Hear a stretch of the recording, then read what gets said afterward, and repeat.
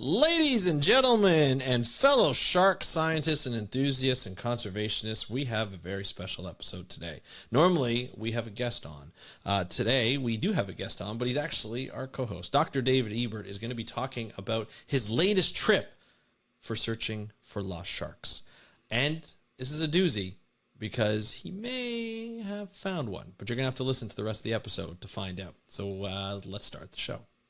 Hey everybody, welcome back to another episode of the Beyond Jaws podcast. I'm normally your co-host, but today I am your host because our guest, Dr. David Ebert, is normally my other co-host, and he's the guy you've been listening to ask questions to other guests, and today he is going to be our guest because I asked him to come on the podcast to talk about his latest trip to Australia, Southeast Asia, to look for more lost sharks. And you know, the question when we always look at these types of things is these types of trips is, are we going to find sharks? You know, what are the odds that we're going to find sharks? So we're going to find that out all today.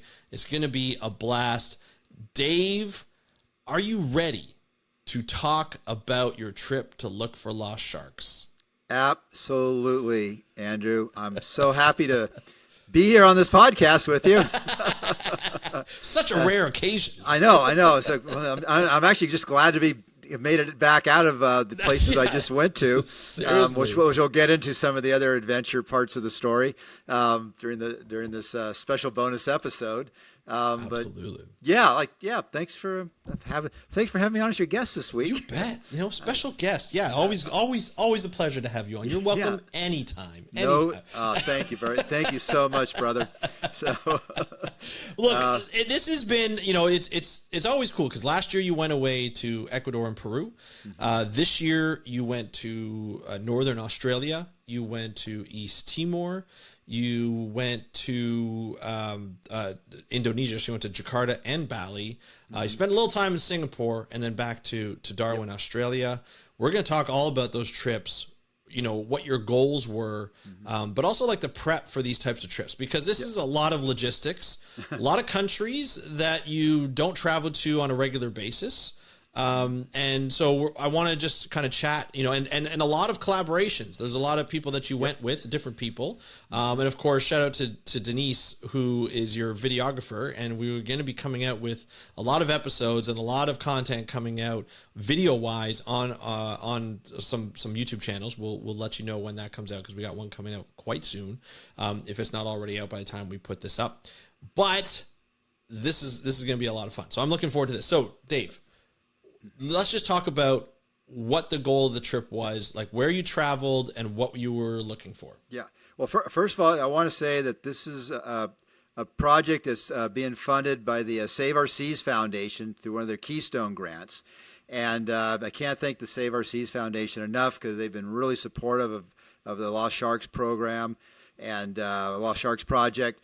And it's just, you know, really, it's really helped fill a niche here to try to get out and find these lost species that we've been looking for. And last year, as you know, I went to Ecuador and Peru, and we'll have more coming out that as part of a documentary series.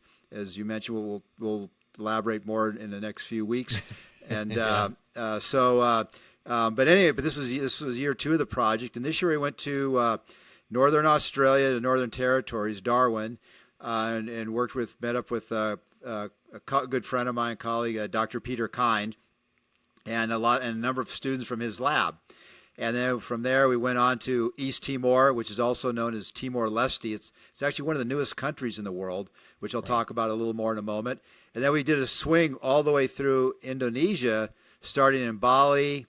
Then we went on to Jakarta. Then we wound up in the Rio Islands out in far western Indonesia.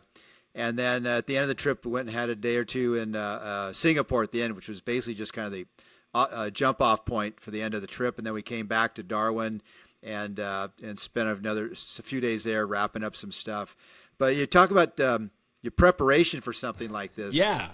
Holy moly. Well, here, let me just start with this, because I mean, I've got a lot of questions around the prep, but like the first and foremost is you want to make sure that there are specific things you are going to do in each and every place, right? So let's just name them off and kind of just talk about what the purpose of in that, and like briefly, you don't have to go into too much detail at this point.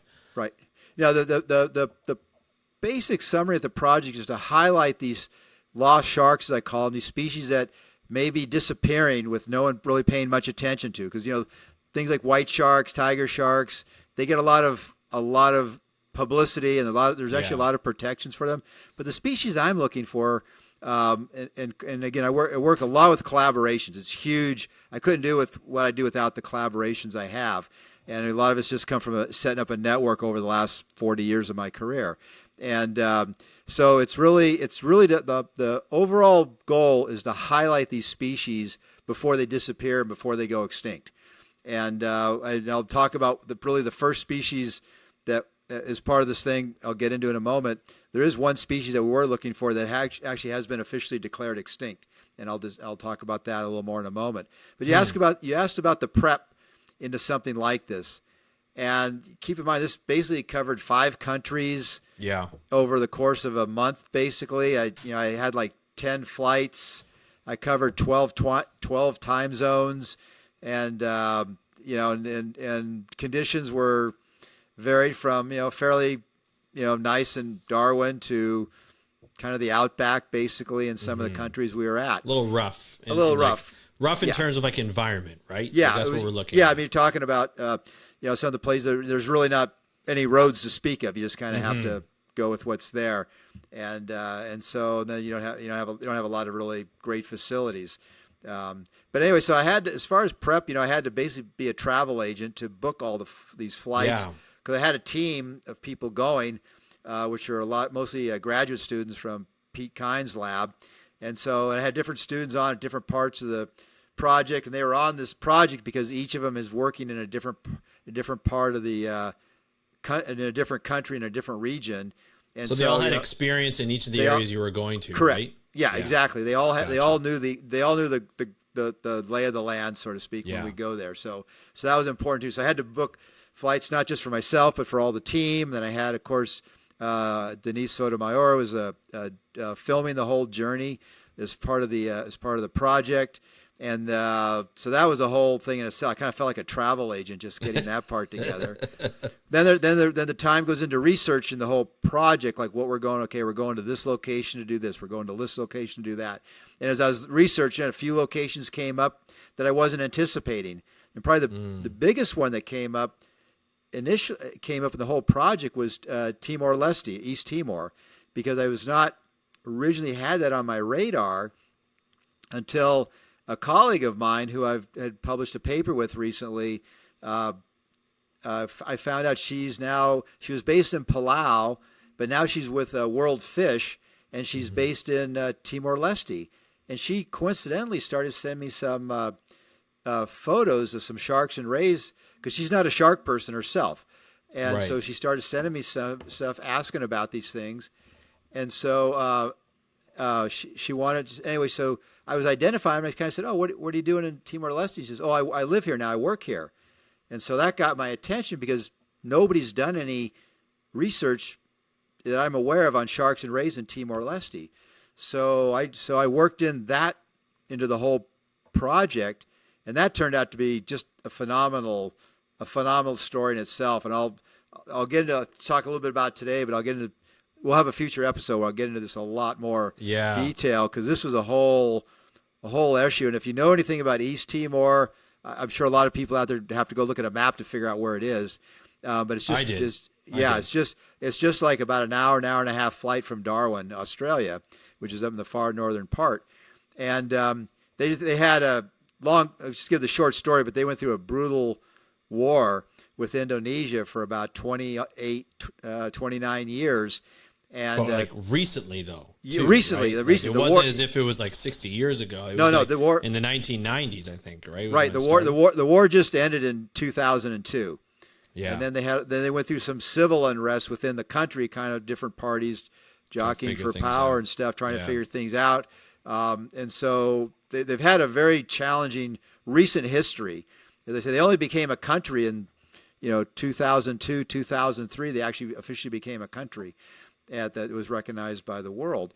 And so the thing is, unfortunately, when the Indonesians left, they pretty much destroyed the country, and so it's still undergoing a lot of rehabilitation, rebuilding. There's a lot of foreign aid you see in there. I was just there, and you see a lot of foreign aid trying to rebuild it. But you get outside the capital of Dili, and I covered the whole country. I mean, we went everywhere, and it's not a big country, but it would take hours to get anywhere because the roads are just so bad. In a lot of places, you have to drive along creek beds and stuff. And again, I was there in the dry season. Wet season, you can't get around very well in a lot of areas just because of the flooding that takes place there. And you also have, interesting thing I'll talk a little more about, is you have crocodiles are all over the place, and you can't get in and out of some towns because there's too many crocodiles on the road. And insane to think about that. Oh yeah, and that was a whole other thing, is that we dealt with, and I actually dealt with this pretty much the whole trip from when we started off in northern Australia. We had crocodiles. We were out in the boat. We went out. Oh, I'll just back up and start off. We started off in northern Australia, going out fishing for river sharks, which was a highlight for me. I'd always wanted to see these things in the wild, and I come from this. This was a species that was thought extinct for over the past 100 years, and it was only about 15 years ago Pete Kind and some others got on to the fact that there was kind of a stronghold of these things in northern Australia. They've pretty much disappeared everywhere else. So Pete's been researching these things there, and we'll have him talk a little more detail in a future episode. But you go up there to fish for these things. We go up there and we're tagging and releasing them with Pete and Julia Constance. And there's so many crocodiles around, you can't even sit at the edge of the boat. You got to kind of stay in the middle of the boat because crocs literally will lunge out and take you off the boat.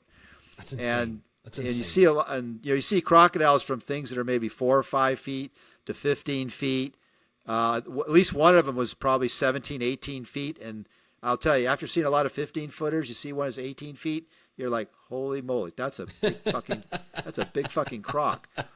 And they're just kind of sitting on a lot of them are swimming across the river. They're sitting on the banks. They look like they're not doing anything, but believe me, they can be really quick if they want to. And so this is an interesting part, because we talk about the prep of this. You're looking at what kind of sharks you're going to look for each place, right? Mm-hmm. And here's the thing that I have, these are places where a lot of times you haven't been, mm-hmm. and some of them are a little rougher in terms of conditions than others. You have graduate students who've done work in there, so they have a little bit more of the lay of the land. But you're doing this, associated with Save Our Seas, but a lot of it's you and your graduate students and things.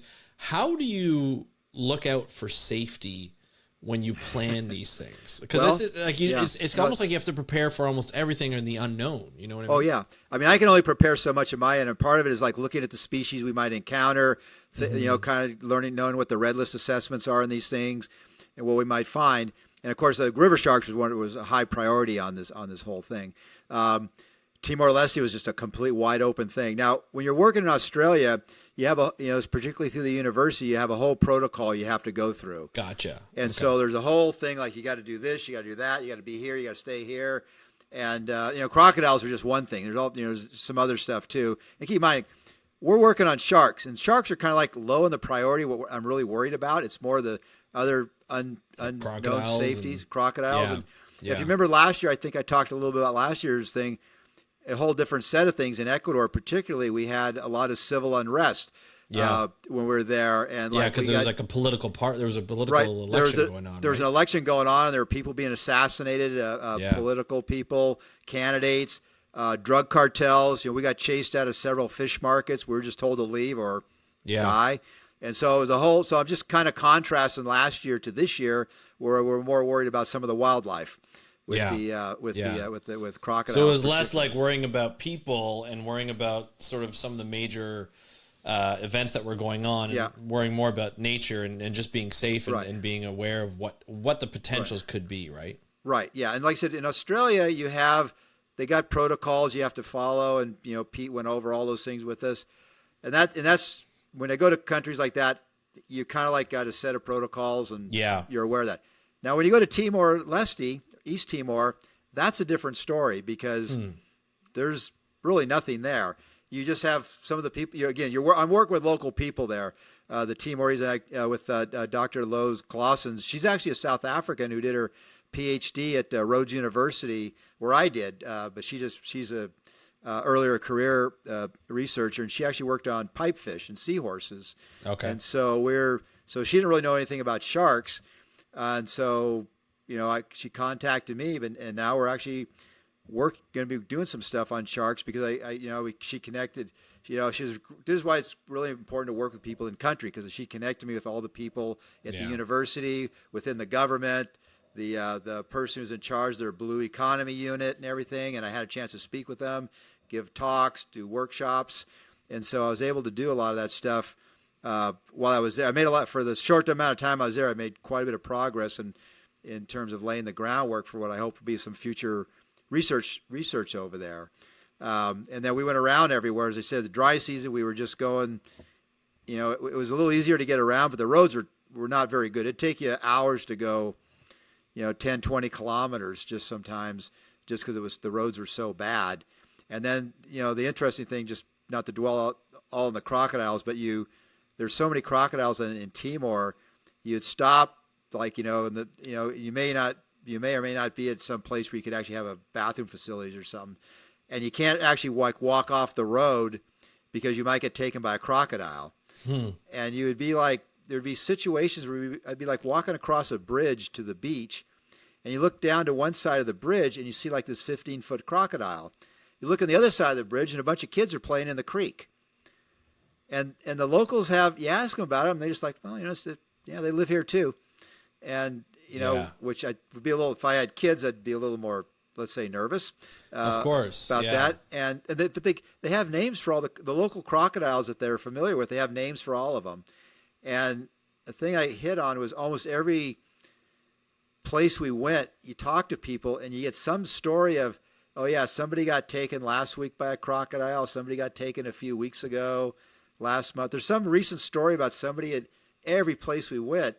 And you're thinking like, my God, these things are like all over the place. And they're just like, well, you just got to be careful where you walk. Yeah. And I'm thinking like, yeah, okay. Just be careful. Just be careful. But, you can easily forget. You're going along, look at the countryside, beautiful places, look at the ocean. And just so everybody understands, these are saltwater crocodiles. So it's like, so like we're, on the beach looking at somebody, fisherman's catch. And then we look up the beach like about 100 meters, and there's this big crocodile comes walking out of the bush, walks across the beach, goes in the surf, and goes swimming out. And so you realize like, okay, I may not, even though it's a beautiful looking beach, I may not want to go swimming out here because it might not end really well for me. And so that was kind of some of talk about some of the prep stuff. That stuff you can't really, all you can do is talk to the locals and be as alert as you can on where you are. You take, I talked a little bit about like the megafauna, but you got things you concerned about. You prep as best you can for it, but you got like, you got things like malaria, dengue fever, and those types of diseases. From mosquitoes, you got to be concerned about as well. So you do the best you can in terms of those types of precautions. Yeah. You have to realize some places. I have to say the internet was generally pretty good around everywhere. Yeah, that's crazy. I would not have thought of that, especially Timor-Leste, right? Yeah, I mean, the main town.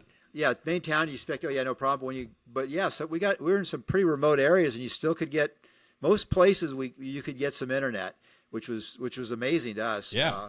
So I was glad we could, because in case there was some issue, we could, get a hold of somebody. I don't know who was going to come out there because they don't exactly have like emergency services. Right. But it's a beautiful country. I really enjoyed it, and I say we're going to try to get some more. I'm going to try to follow up and do some more research there. We're going to working with Lowe and some of the other people I met there in the dive community and with the government and the university, try to develop a project to document the species that occur there. So that's kind of looking like a really potential long-term interesting project. That's and awesome. we're already seeing some really interesting species that they've been catching. Out there. So I won't go into it here, but there were some lost sharks we definitely stumbled across out there, and so there could be some really interesting more things to come. So kind of stay tuned on that one. Yeah. Uh, Well, let me ask you this too, because you're in a number of different countries, a number of different cultures, and you've done this before. You've done this for quite some time now, like 30, 40 years of going into different countries, meeting new people. Sometimes there's language barrier, sometimes there isn't. Especially now, we talk a lot about, parachute science. That seems, a lot of people are concerned about that, because back in the day when you were first starting off in science, and sometimes it even happens today, there are certain scientists and organizations who will go into a country. I'm just defining what parachute science is. They go into a country, get the data that they want, publish on it, work it out, publish on it, and not really give back to the people there. But you tend to work with the people when you go there. You interact with the people. You have a lot of friends that still to this day, of like in Taiwan, all over Africa, not just South Africa, but all over Africa, where you've done workshops and things like that. When you go into a new country like Timor-Leste, how do you approach the people who are taking you around, who not only just the graduate students but the local people who you met? Like, what's the process there that you take that other people can learn from when they go into new countries, so that they don't you don't want to disrespect anybody, right. You want to make sure that you're thankful and just share that data, or however. How do you go about that? A lot of it's come from networking, and just having over the years, I just get to know people, I network, and if I don't know somebody directly, I'll talk to someone else. In the case of this one, with actually for the whole trip, it was all people I knew, contacts, and even the Timor-Leste, which had never been explored. I did a paper about a year ago with Lo Claessens, who's with World Fish, and she was based in Palau. And then it was kind of a little bit of a fluke. It doesn't always happen this way, but she contacted me about identifying some sharks and rays they were seeing. And she mentioned she was in Timor-Leste, and then that led to, what are you doing there? And she's, I live here now and I'm doing some work. And so we started communicating back and forth, and then she hooked me up with some of the other people there to get by, because World Fish is an NGO, and there's a lot of countries like Timor, there's a lot of NGOs in there. There's a lot of aid programs in there. And so she was able to hook me up with some of the government people, the head of their Blue Economy Unit, for example, some of the people at the university there.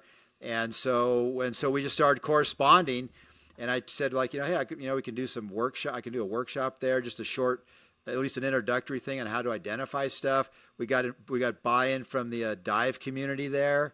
So I got a fairly wide net cast there, but it was all because of this one individual, Lo, who I knew from a previous project I'd worked on. Basically connected me in there. So we had correspondence, and very, just kind of it goes through sort of the get to know each other phase. And then so I went there and had a chance to go explore the whole island. We had there are a couple of Timor people who work for World Fish, because they have local people working for them as well. And so they were kind of invaluable in the whole thing, really, because they knew the terrain very well. They obviously speak the language, though the language wasn't as big a barrier, because most people could speak some level of English there, and where they couldn't, these guys were great. Actually, Portuguese is the main language over there, so it's not even so it's not even and there's Timorese, a local language as well. They got a few languages, but English was able to get around. So there was a couple of guys, Junior and Sam, who were on the whole journey with us. Another guy named Jerry. They're all local Timorese people, and they worked for World Fish. And we spent some time going over things to identify them with. I gave them a copy of my field guide to the sharks of the world, and just spent a little bit of time, showed them what to do, and talk with the fishing community. So it's just really networking, talking to people. And I never go in there like I'm going to I never go in there as like I'm going to crusade to do something. I always take more of the approach of hey, I can provide information. You guys need to decide what you want to do with it. Yeah. As far as with the government, I'm not in there telling them don't fish sharks. Right. Especially in Timor, where we don't know anything, we're developing a list of species now. and we're seeing Yeah. some really interesting species we had no idea. And so like all this information will collate, and then again, I've already been in touch, met with the head of their blue economy unit and stuff, and Yeah. the university people. So I'm just going to provide this I'll work with them. I'll train the local people with them. Hopefully we'll be able to get some additional funding so I can go back and do a more deeper dive. I mean, I only had really, it doesn't sound like a lot, but I had 5 full-on days, 6 days, really full-on, just going through the place. And I could cover the country in that time, and I went to all the main areas, made the contacts, and hopefully I'll lay the groundwork for some future work, and go back and do some more training there. And then hopefully out of this whole thing, we'll be able to develop a database of species, what's being caught. And then, I'm like kind of done my part there. And hopefully we'll get a few scientific papers out of it, and I'll collaborate with the local people there to write up some papers as they want. And then kind of here's the information, and hopefully they can decide as the government there in the country what they want to do with it.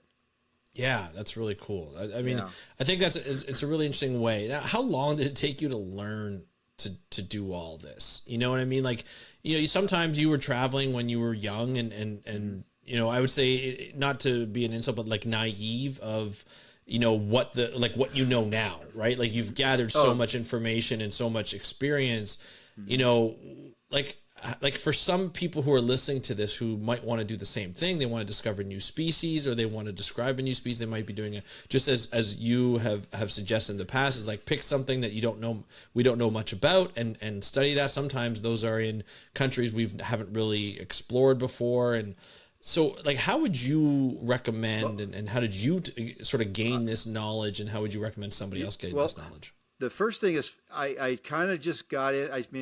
I learned a lot working like with doing my master's degree here in California, where because I was working with people, I kind of, I just work with mainly in the fishing community. Yeah. And so I just learned to like work with people, like say in the fishing community, and it's a little different in different countries, but some of it translates very easily. And then after that, from there, I just got to know, people like, I've mentioned this story, and I knew Leonard Capano, who was in San Francisco, and he took a job in South Africa. And that kind of led to my next step in my career was going to South Africa. And then I would just go to fishing communities around there, villages and stuff, and just talk to the people and just kind of get to know them, and, made friendships, as I went along. And it was just literally, most people, when you kind of show up there, especially if you're a foreigner, they kind of like you're sort of a novelty, like especially in areas where they haven't really seen too many foreigners. And like out in the kind of towards the end of the trip, where it was out in the western Indonesia, which is very you go out, they see very few Westerners out there, Yeah. very few. Very few white people. I mean, you didn't see any others. There were no other white people out there when I was there. And I was working with Naya Simone, who's one of Pete's PhD students, and she's been on the podcast talking about wedgefish and stuff. And so, and she was really the guide. She really helped make things happen throughout Indonesia, because we started off in Bali, and I know Bali's a bit of a tourist destination, but I was not in the tourist parts of Bali, but we found we were in the fishing part, where they still have fishing going on, and we found 2 spectacular sharks, critically endangered species. There was one we were kind of looking for, and we spent some time talking to the fishermen. And again, this is where Naya was really, she knows the terrain, she knows the people. We were talking with people, and everything we kept getting is, we haven't seen these things for years. And these were species. Well, one of them we thought was, maybe, on the serious decline. Well, it's critically endangered. And the last day we were there, this is how it happens sometimes. One of the team members, Julia Constance, saw carrying some sharks, and we go, let's go check those out. We went over to where they brought the sharks, and the next thing we see are all these other sharks that we're looking for, and we're like, oh my God. And then it turned out the one we were looking for we found, but it turned out there was a second one there that we didn't, that Naya goes, this is even rarer than the other one we were looking for. So we got a twofer. So that stuff keeps me going. I mean, I've been doing this for years. I get so pumped up with that. But then the thing is, like, the thing just disappeared. They took it and they're taking it away, and so I had to follow them, and Naya followed too, because literally, and this is the kind of the thing is, if 30 seconds either way, we'd have missed them. Right. If they're too soon, too late, we'd have missed the whole thing. And so we ended up finding 2 species that haven't been seen for years. And so now we've been able to document them. We know, and we talked to the fishermen. We know where they caught them, where they are. We got some more information. I'm going to be talking more about that later on in some stuff we're doing with this project. But anyway, that was Bali, and then we went on to Jakarta. After that, I met with another colleague of mine who I've known for years, Fahmi, who has his doctorate. He works for the Indonesian Fisheries Service agency, and so we spent time going through his collection. He's got a phenomenal collection, and I found a few species that he's recently collected that, well, he knew what they were. He showed me what they were, and I was like, oh man, we haven't seen these in years. And then interestingly, he pulled out a few deep sea sharks that he hadn't been able to identify yet, and a couple of them turned out to be range extensions, like big range extensions, and one of them looks like it's probably a new species. So that was kind of a whole. That's insane. Oh yeah, just to be able to find it, be like, yeah, I think that's new. I haven't seen that one before. I haven't heard. No, it's like, and so that was, so we kind of got the whole. Then from there, after Jakarta, and let me back up. In Jakarta, one of the things we went there for was to look for where had been the Java stingray. Right. And one that we thought was extinct, or published paper about it. Right. Julia, who was on the show at the beginning of the year in January, and Pete Kind and I published a paper, have a paper, actually it's in press now, declaring the species extinct. And it's the first time you've had a marine. Big news around. That's huge news.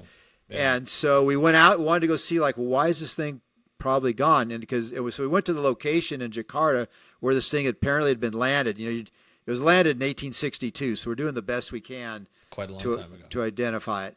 But we went out, we did a lot of looking around and talking with Julia and interviewing her and Naya as well.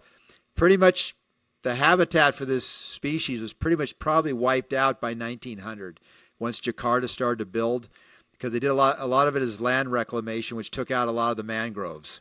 Right. And so pretty much this species, after being where I was and looking there, it's probably gone. We went out, went out and did little surveys out on the boat there in the Java Sea, but its habitat's gone. And so she expects this thing's probably been extinct for over 100 years now. And again, this highlights what I do, because this is a shark that nobody's thought about, and yet here it has gone extinct, and almost until we raised some awareness of this, and Julia did this paper, nobody even knew this thing. And so kind of what I do is to try to find these things before they go. And I mentioned a couple of sharks we found in Bali. Okay, even though they'd been caught by fishermen and they were dead, we know like where to go look for these things now. So we could go back with bruvs or whatever to find live ones, but we know where to go look now.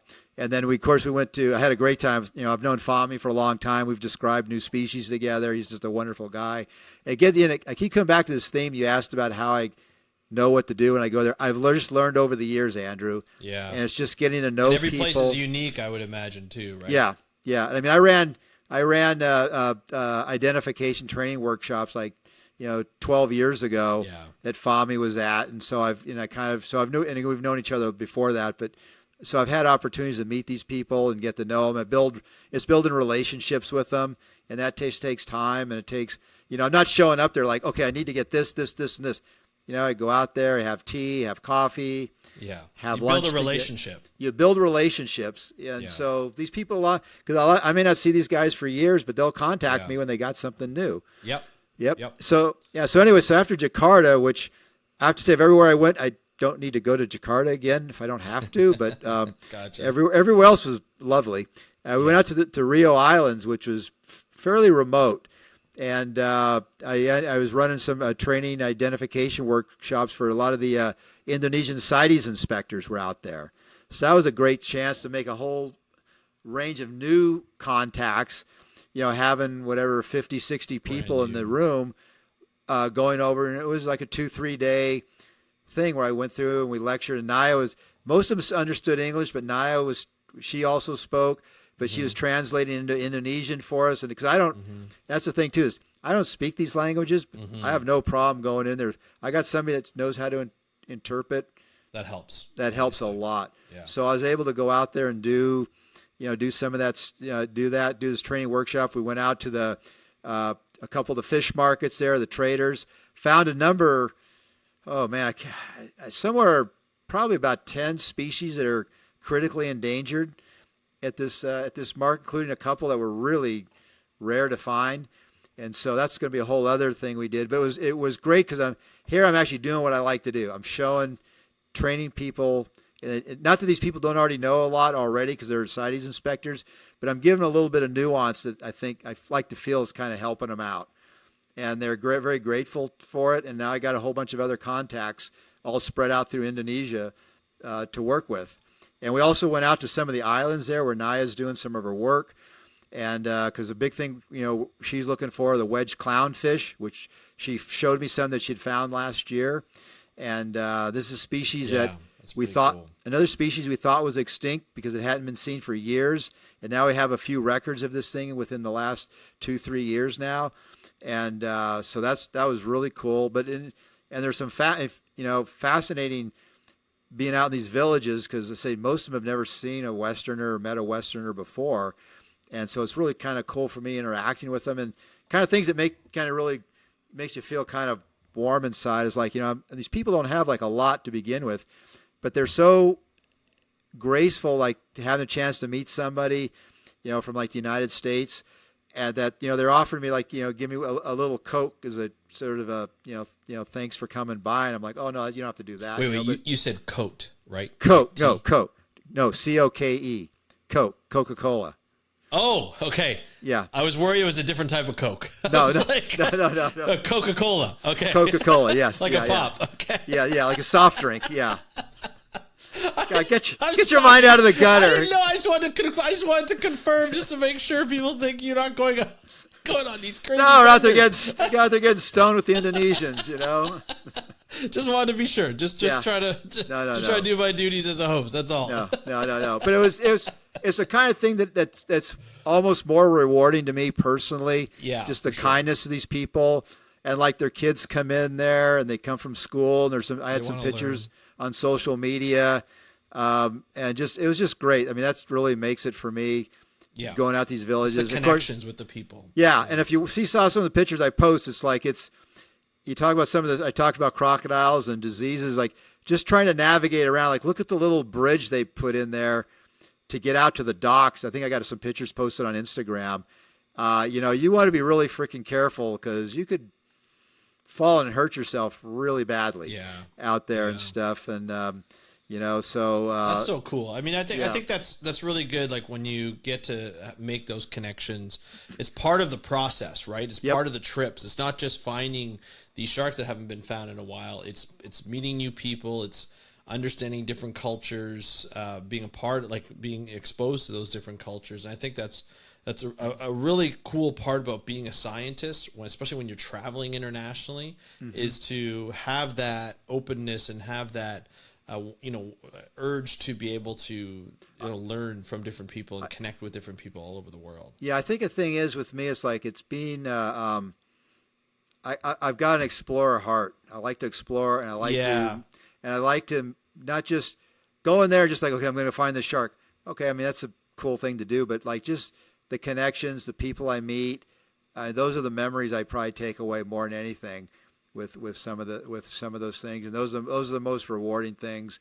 Feeling Absolutely. like I'm able to, especially at this point too in my career, where I'm working with some really dynamic young grad students, and I'm able to pass along a lot of my knowledge and experience to them, and they're very grateful. I mean, I had 3 of Pete's grad students for basically, I don't want to say held hostage for like 3.5 weeks as we were traveling around the place, but I think they didn't having a chance to work with me, going around the place. I think was it was good. They really enjoyed it. They enjoyed that having absolutely. that connection, that time together, and everything. And so that's really the big reward to me. Is just the people to work with and the people I meet, and being able to pass along that knowledge. So it was a wonderful trip, and we're as you mentioned and I mentioned, we documented this thing as part of the Save Our Seas project, and we'll be having some videos coming up in the next few months, some little video stories about the journeys, the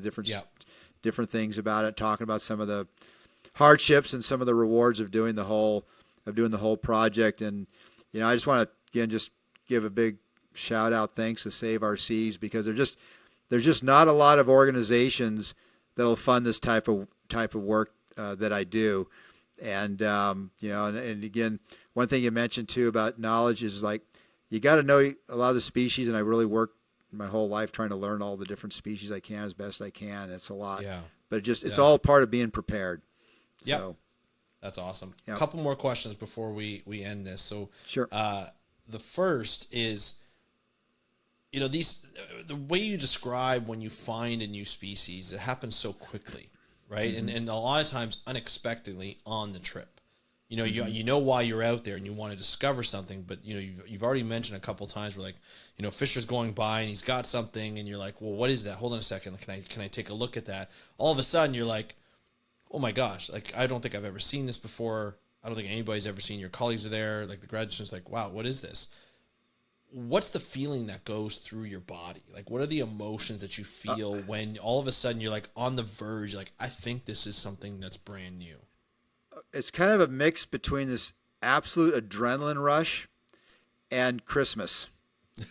Okay. Waking up Christmas morning as a 5-year-old and just, would Santa leave me? Yeah. and then just having this, on these trips here, it's a total adrenaline. It's just, you're just every day just pumped up to go out there. And I mean, it was kind of one of the comments, some of the students made is like, they were just, they thought it was a little bit inspiring that every day, and we had long, hard days, and like every day I'm just ready to go. Like, let's do this, man. We're going to go do this. Yeah. And they found they thought that was pretty cool, considering I'm the age of most of their parents running around with them. And I'm just like, every day I'm like, let's go, let's do this, man. It's like, I'll sleep in the plane when we head home, and I've been getting some catching up with some rest since I've been home. But yeah, it's if you could just imagine this overwhelming adrenaline rush combined with being a 5-year-old on Christmas morning. That's the best way to describe it. I love it. It never gets old. And speaking of which, not calling you old, but you're not as young as you were in your 20s. Doing a trip like this for a month where you're, every day you're going out, traveling through some pretty gnarly terrain. Look at me being old and trying to use gnarly as a word to describe. But it takes a lot on the body for anybody by any age. You've been doing this for quite a long time. But going out for a month and doing this straight, you're always meeting new people, talking to new people, going over just different terrain. There's a lot to experience in one of those trips. How do you get through it, at this point in your career? Bring young, enthusiastic students with you. And try and keep up? Is that it? I honestly keep a pretty regimented workout and sort of a health care, just take care of myself in general. And then I keep I work out pretty good for my age. I won't mention it specifically, but it's north of 60, let's say. And and so, but 39. We'll just go with an even. Perfect. Even maybe 40. Maybe 39 is good. No, but I just it's really a lot of it. A lot of it is mental. You got to have a positive attitude. That's why I say it's having this overwhelming adrenaline rush, and like a kid at Christmas, that helps. You got to have the right mental attitude. And then, like I say, I just try to keep my body in shape as best I can, and just try to work out and just eat right.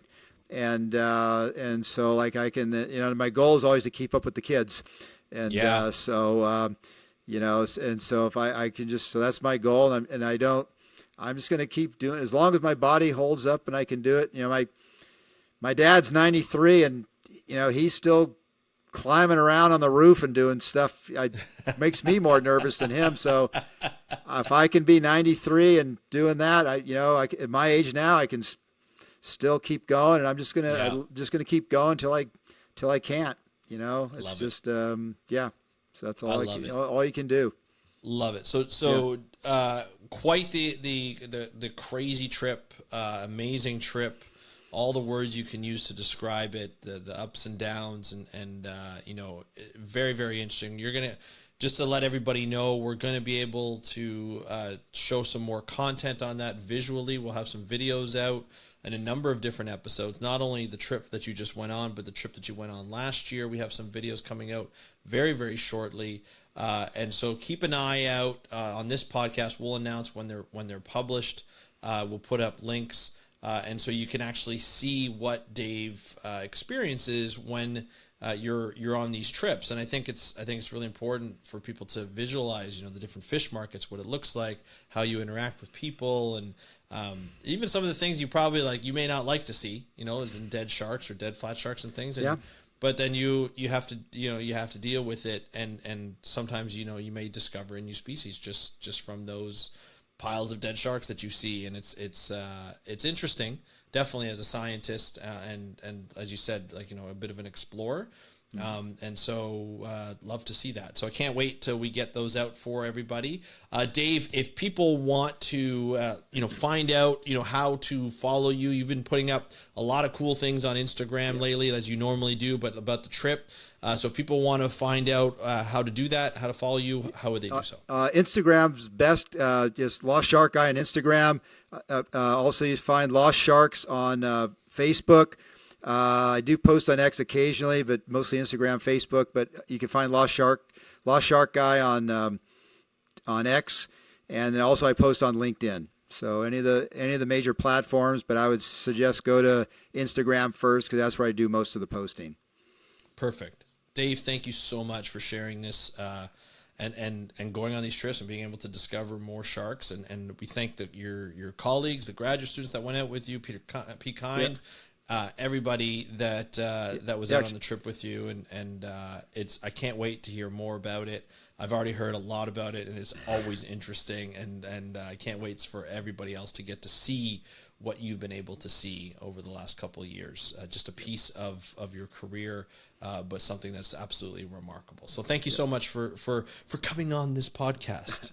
Well, welcome. Thank you for having me. I'll come back again sometime.